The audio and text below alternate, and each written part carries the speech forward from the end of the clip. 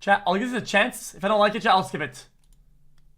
YNW Melly has been in jail for the last Chat, if I don't like it, I'll skip it. I'll skip it then. 1,438 days. For 4 years, the world has been wondering if the rapper is in fact guilty of premeditated murder, with the victims being his two best friends that he has known since elementary school. As of right now, the death penalty is a potential fate for him. But just before he got arrested, he released his collaboration with Kanye West that skyrocketed his fame. He had multiple songs generating millions of views and streams, and was on his way to being the next SoundCloud superstar. When the news broke that he was being investigated, people started to scrutinize him. His lyrics were shockingly descriptive. His interviews may have had clues that could tie him to this crime. His life in jail for the past 4 years has been rough, where he's being subject to inhumane treatment and borderline torture from the jail guards. As of today, YNW Melly is not guilty, but since we have not heard his defense yet, it's hard to imagine his innocence. Jamel Demons, yes, that's his real name, was born to mother Jamie Demons King when she was just 14 years old. The teenager and her mother raised the boy at the Orangewood Park Apartments in Gifford, Florida. In kindergarten, Jamel met his first friend, Christopher Thomas, who we now know as YNW Juvie. So then when I walk in the kindergarten room, I see him, then he just started smiling and dancing, so it just made me happy. Now I want to be here. Since his mother was so young, they moved around to various projects up and down eastern Florida. He still doesn't know who his father is. Jamie says her son was a great kid, quiet, smiley, loved to sing and dance, but Melly admits he had a dark side to him, one that he discovered when he was just 9 years old. Jesus Christ, this chat, man. Couch, put a whole bunch of toys and shit under it, and like I seen a toy gun. I was just playing with that bitch, like, pew, pew. Then Melly discovers his uncle's real gun. When I rolled, I hit my head under the couch. When I hit my head under the couch, I stayed up for a little bit. I seen some shit shining. It was a 22 revolver, a real gun. I'm a kid though, so I just walk out the house. Wait, a 22 revolver? And I couldn't hear out my ear for like a week. But then I was like, damn, this a real gun, you know what I'm saying? If you up that bitch at a nigga and bust his ass, that's his soul in that. Like, it's death in this motherfucker, you know what I'm saying? All I gotta do is up this motherfucker in your ass, just you disappear, bitch. Real shit, bro. I like how them bitches look, for real. I'm in love with them bitches. Before Melly was 10 years old, he was infatuated with the power of having a weapon. In 7th grade, he brought a very large knife to school and threatened to unalive himself and another girl. It's pretty clear this young man was very deeply disturbed at a young age. Shifting his focus towards music was productive for him. In 8th grade, he recorded his first song. Niggas be tripping, but never be body. You keep talking all this shit and I'm a happy walking party. You's a punk nigga. In 2015, YNW was formed. Jamel went by Melly, Christopher went by Juvie, Anthony Williams went by Sack Chaser. The rap crew started releasing music consistently on SoundCloud in mid-2015 and quickly gained support from their classmates. But at the start of 10th grade, Melly caught his first case for firing a weapon at 3 upperclassmen in a school zone. Demons was charged with 3 counts of aggravated assault with a deadly weapon and 1 count of discharging a firearm in public. This got him expelled from school and locked up. Chat, what's an upperclassman? What's an upperclassman? For 1 year at age 16. It was during this time that Melly decided to take his music career very seriously, so he got to work. I just call sometime I'll be home soon. It won't be long, I promise. I will be okay. Clearly, Melly had a gift. He has a very unique, raspy yet. I get the joke, man. Whoever works at fucking Shake Shack, I get it, man. You're funny, bro. You're funny, bro. You got me, man. Motherfucker, you got a whole ass onion in this bitch. Congratulations, man. You've gotten me. You dumb fuck. Who does this shit? A whole ass onion, man. Deep cadence and naturally knows how to control his pitch. He spent his days behind bars writing love songs and murder ballads. Girl, you know I love it when I'm next to you. Riding through the 772. When he got released around October of 2016, he released his track 772 Love, which gained a lot of local support and some online buzz. He then previewed another track that he wrote behind bars that would end up changing his life. Ain't getting rolled roll no weed. I ain't get to roll no switches. I was locked up on Christmas. I ain't get to see my niggas. Melly knew this track, Murder on My Mind, was going to be a big one. He eventually recorded the song on a whole new beat with a faster tempo and released it in March of 2017. This is where Melly started taking his social media presence very seriously, focusing on Twitter, Instagram, and YouTube. Since he was on parole from his previous bid, the judge actually used this song as a violation of his parole because of its detailed lyrics of Melly fantasizing about murdering people, and thus he got locked up again. Now, using song lyrics to incriminate someone is illegal in some states, and a lot of people like to make the argument that it's just art, which is definitely true, but Melly, even outside of his music, has made multiple questionable statements that are too dark to ignore. It was during this second confinement where he really started to generate a following. It's unclear how much time he spent locked up, but he was now 17 years old, and around October of 2017, his team was promoting a hashtag free YNW Melly campaign. His family and friends even produced and filmed an entire music video for his song 772 Love, which now has over 40 million views on YouTube. Upon his release in March of 2018, he was starting to explode. He immediately dropped a music for Melly the Menace and did a number of live performances in Florida.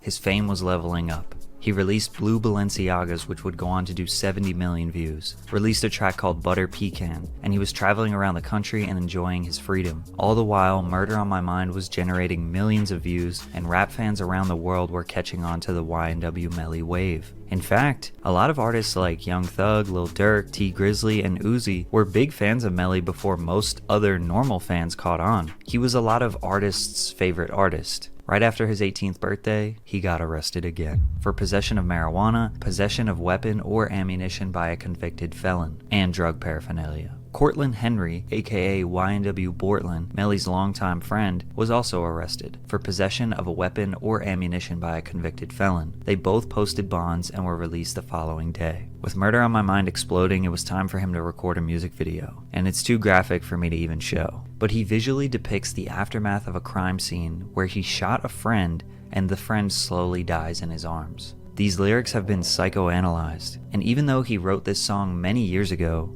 the song may have shockingly foreshadowed real events. I didn't even mean to shoot him, he just caught me by surprise. I reloaded my pistol, cocked it back, and shot him twice. His body dropped down to the floor and he got teardrops in his eyes. He grabbed me by my hands and said he was afraid to die. I told him, "It's too late, my friend, it's time to say goodbye," and he died inside my arms. In his first interview with No Jumper, his whole demeanor was strange, but he revealed something very interesting. So what you got tattooed on your face? Tell me about it a little bit. What? On my face? Yeah. We got the heart on this side.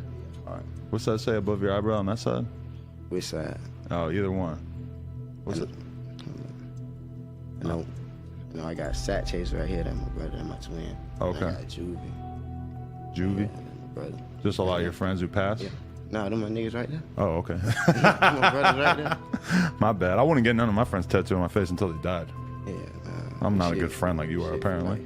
This shit for life. So Melly has his two best friends' name tattooed on his face. These types of tattoos are usually to commemorate lost ones, but in this case, they are alive and well, for now. As Melly was finishing up his album We All Shine, one of Kanye West's writers, Sci-Hi the Prince, showed him Melly's music. Ye flew him out to LA to work on music, and when he got there, they had a pretty funny first meeting. I was eating a pickle in his refrigerator. When I turned around, all I heard was, "Who pickled them is?" Then I was like, "Oh shit, that's Kanye, what the fuck?" Then he was like, "Hell yeah, how long the pickles been in there?" I'm like, "I don't know." I smashed that bitch. Then he came and he was like, "Nah, I'm not gonna touch those." So Melly, his manager 100K Track, and Kanye are in the studio for 2 hours listening to music until he asks Melly to play some of his songs. And this is what happened. Then we play Mixed Personalities and he goes crazy. He's like, "Bruh, this is me, this is Ye, this is Kanye, this is Yeezy, this is me." And he's like, I'm like, damn. So me and Melly looking at each other like, damn, he fucking it. He like, "Bruh, I want to jump on this. This is me, this right. is Yeezy. He said, "I want to jump on this." But then after I told him no, he was like, "Damn, why?" I was like, "Because we about to drop it, we in the process." He's like, "Bruh, whatever I got to do, I get it done, like to be on the record, like because this is really me, like I'm feeling a connection to it. Kanye resonated with the mixed personalities track, most likely because of his struggles with bipolar disorder, which Melly also admits he has been diagnosed with bipolar disorder. They came together, filmed a music video with Cole Bennett, and it would ultimately get released. This is only the second SoundCloud artist that Ye collaborated with, before Donda. The other one was Lil Pump. Yeah, cool. So Melly just secured a ticket to superstardom with that feature. But just when things were looking great, a very, very dark day was around the corner.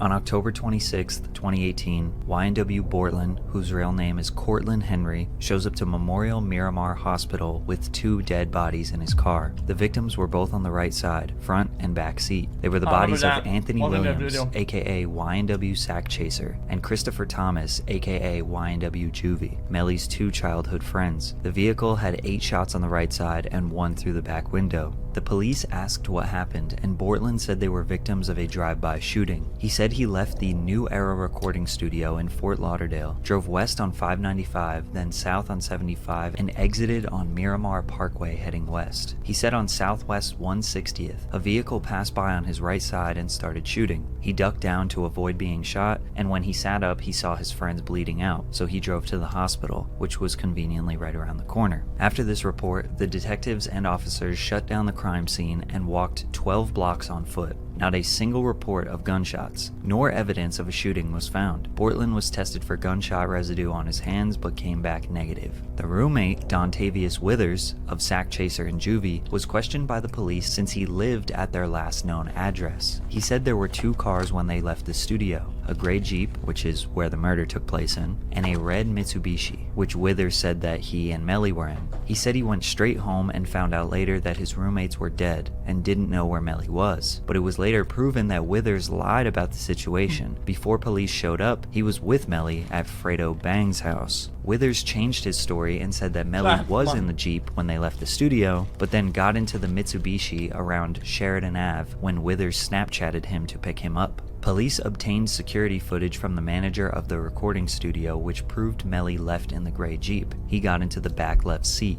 Remember, victims were in the front right and back right seats. Cell phone records show that Withers went straight home without stopping, so Melly never entered the Mitsubishi. When police investigated the Jeep, they found one .40 caliber shell casing on the floorboards where Melly was sitting. It was inside a white plastic bag. If this was a drive-by, there would not be shell casings inside of the car. This supports evidence that shots occurred from inside of the car. Police were able to obtain T-Mobile cell phone records that track their locations minute by minute. These records show that Melly, Bortland, Sack, and Juvie were all in the car together at the time of the murder. They did confirm that the Jeep exited on Miramar Parkway, but turned north on Southwest 184th and then west on Pines Boulevard at Isn't it a lot of data to store? Every single user on these cell towers, every location are all fucking stacking on their systems, and they keep all that. Isn't that a lot of data? 353 and then turn back east at 406. This is enough time to make it all the way to the outskirts of the city where nothing is around and back. The cell phone records also show that they were driving around the area west of I-75 before arriving to the hospital at 435. Melly's cell phone was separated from the car at 432, just 3 minutes before the Jeep arrived to the hospital. This is where people are assuming that Melly and Bortland were trying to get their story straight, driving around the city,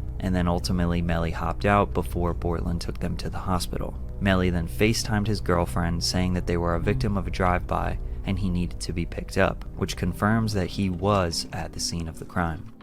So police knew that there were a lot of conflicting statements from witnesses, and even some straight-up lies. They needed to conduct this investigation immediately. The next day when the news broke, YNW Melly took to Instagram and Facebook to grieve publicly, claiming that "they took my brothers from me over jealousy." Melly proceeded with his career as usual. He released a documentary on his YouTube. Yo, what the fuck is this shit? Look what Fire did to me. Chat, what the fuck is this shit?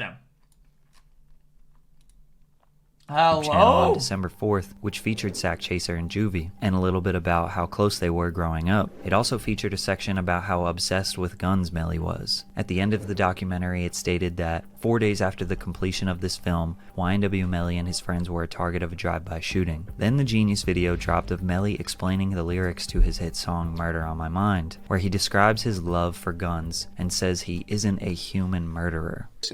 I murdered a and I murdered a bee. I am not no human murderer. But on January 3rd, 2019, he was arrested in Florida on weed charges. His sinister smiling mugshot went viral. Just 3 weeks later, while he was still locked up, Mixed Personalities dropped with a Lyrical Lemonade video. This was a huge moment for Melly and Cole Bennett, as Kanye was the first veteran superstar rapper he had worked with at that point. The song went mega viral, and Melly's fame exploded. This was the first time a lot of people have heard of him. He was about to become a mainstream artist, but on February 13th, just less than a month later, the investigation concluded, and a warrant for his arrest for the murder of his 2 friends was now official. He immediately turned himself in despite claiming his innocence. 2 weeks later, the evidence against Melly was released. Police discovered that YNW Bortland lied about where the crime actually took place. The police used a canine to investigate the crime scene on Southwest 160th Street, which is where he reported the drive-by happened, but the dog found nothing. Officers then investigated a more rural area that they thought maybe was the crime scene, and the canine found some evidence. The dog discovered 8 .40 caliber shell casings and 2 types of glass that matched the front passenger and rear passenger window of the Jeep. So now they know the crime scene is not even close to where it was reported. This prompted them to investigate the vehicle again,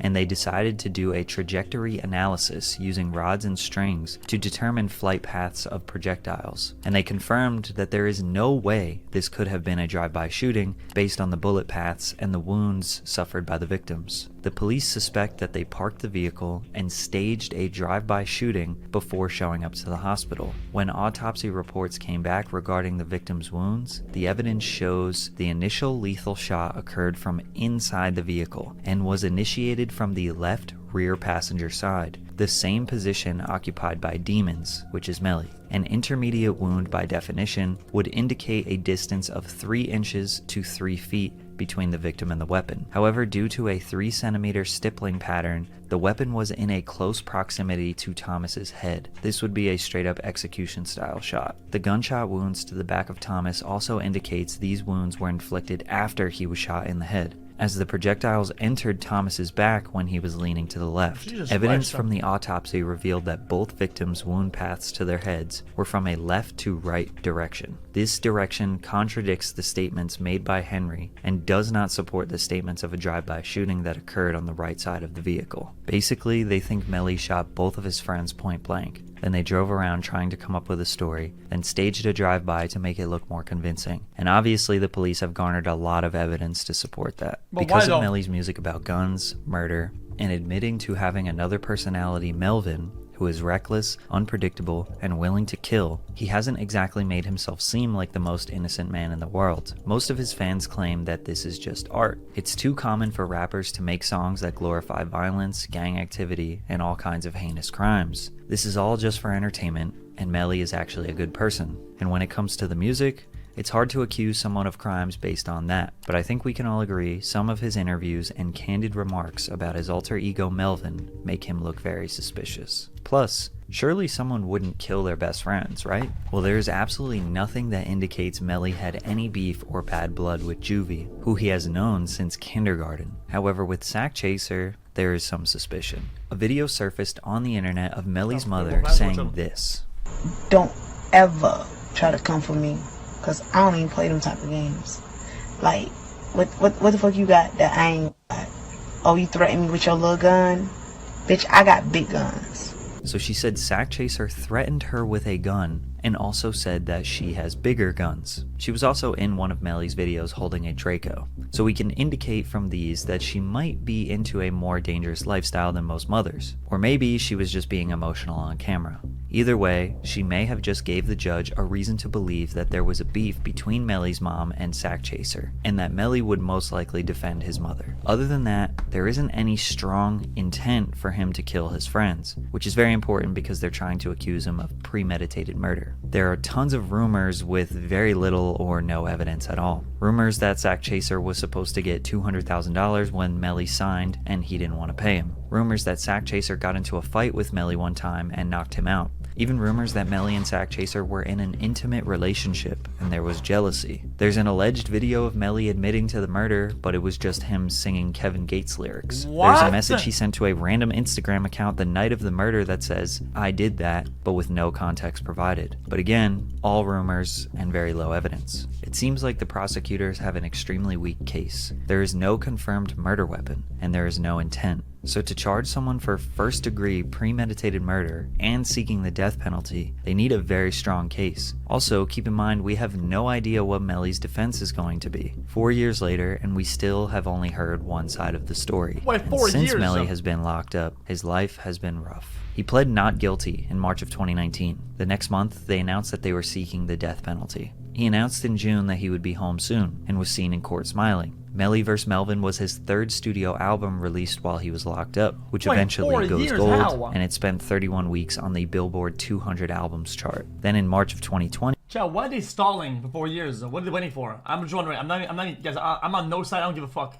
I genuinely wonder. Why 4 years? He's seen smiling in court again. In April, he tested positive for COVID-19. He'll be filing a motion for restricted release in hopes of better care due to any jails not being prepared to treat this new virus. He hopes for your support and to recover soon. Pray for Melly. Send positive energy to him, please. Despite his health, he was allegedly involved in several fights with inmates, guards, alongside inmates, etc., causing him to lose his privileges and send him to solitary confinement for 70 days. Then YNW Bortland was granted house arrest, which is extremely uncommon for someone to get released facing the severity of these charges. His team released another project in 2021, Just a Matter of Slime, which had an insane list of features, trying to hold on to the audience that is still there to support him. His physical condition got worse when it was reported that he had an abscess in his lower jaw, which is a bad chronic infection because of his diamond implants. He was denied dentist visits, a regular toothbrush or floss because they can be used as weapons. People suspected that the jail are trying to torture and break him down while he awaits this trial. In March of 2022, he filed for a speedy trial and was granted it. We thought we were going to get the answers, then it was pushed back a month, then another, and ultimately postponed indefinitely in May of 2022 after his own defense decided to rescind. 66 pages of DNA! Holy fuck, okay, now I know why shit takes long. 66 pages of DNA, dude! Their speedy trial notion. There was another report that an inmate snitched on him and said he had shanks and pipe bombs in his cell, and he was trying to escape. But when they investigated, there was nothing. However, they did find weapons in someone else's cell close to him, so they were trying to pin it on Melly. At the end of 2022, he had made multiple long posts on his Instagram begging for help, citing specific officers that are abusing their powers, mistreating him, revoking his phone access, only letting him out of his cell for 1 hour a day, watching his every move, threatening to beat him up, and making sure his family never hears from him, cutting off all his communication with others and straight up torturing him. These Instagram posts let us know the type of inhumane treatment that YNW Melly is facing right now. Now, reminder, he has not been found guilty of anything, so this treatment is definitely excessive. Going into 2023, we still do not have a trial date. 4 years, Melly has been behind bars, waiting to know his fate. The prosecutors have 600 pages of DNA, ballistic evidence, witnesses lying, Melly's own suspicious statements on social media, but they don't have a murder weapon, they don't have intent, and apparently, they don't have anyone willing to testify again. Bro, imagine you're like this attorney guy who shows up to work and you get lumped into this case, dude, and they drop this biblical stack of dog shit that's like, fuck, like, dude, it's like a mountain of boxes, man. Bro, you have my resignation, dude. Within the hour, bro, I resignate, dude. If I would did be out of this bitch. It would be considered one of the most heinous crimes in rap history. But we don't know what his defense will be. So as of right now, he is innocent. Why is that not how it works? Do you not resignate? Is that not it? What? Chad, did you not resignate when you resignation? The fuck? Oh, you resign. Oh, my bad. Yo, this is X on the beat, yo. Okay. You heard my voice as well. That S. Anyone knows that boy? I don't know, he's just so soy. Anyone knows that boy? I don't know, he's just so soy.